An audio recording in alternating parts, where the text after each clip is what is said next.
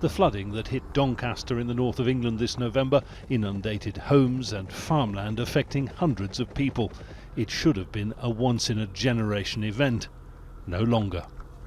It was 40 years before it flooded in 2007, and then 12 years later it's going over again. So yeah, there's something there, isn't there? Definitely something wrong there. With the environment? Yes. What sets these floods apart from the last time it happened in 2007 is that there's an election looming. Party leaders visited the area, pledging billions for flood defences.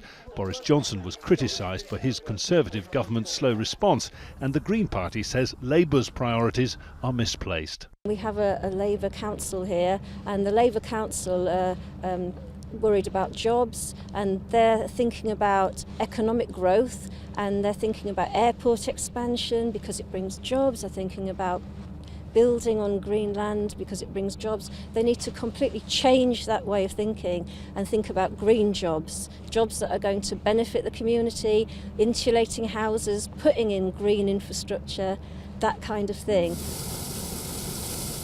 Environmental activists talk about the climate election. That's because the next government will be in charge of climate policy for half of the coming decade, within which the UN says the world must act if it's to avoid the worst effects of climate change. There are signs of progress. In May, MPs declared a climate and environment emergency in response to protests by the activist group Extinction Rebellion and the Swedish teenager Greta Thunberg. Legislation now also commits the UK government to achieve net zero carbon emissions by 2050. It's great that we've now got this net zero target in law. I mean, there's a question of whether it could be met sooner, but the real danger is that we're not meeting the targets that we've currently got. So for next year in 2020, we're not due to meet that at this stage.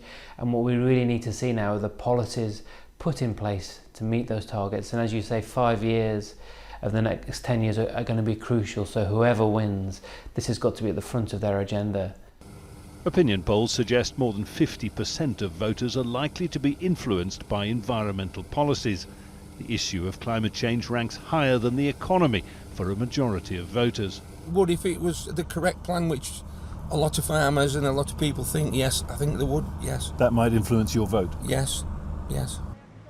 And that's the other big difference between 2007 and 2019. Climate change matters. Jonah, Al Jazeera, Doncaster.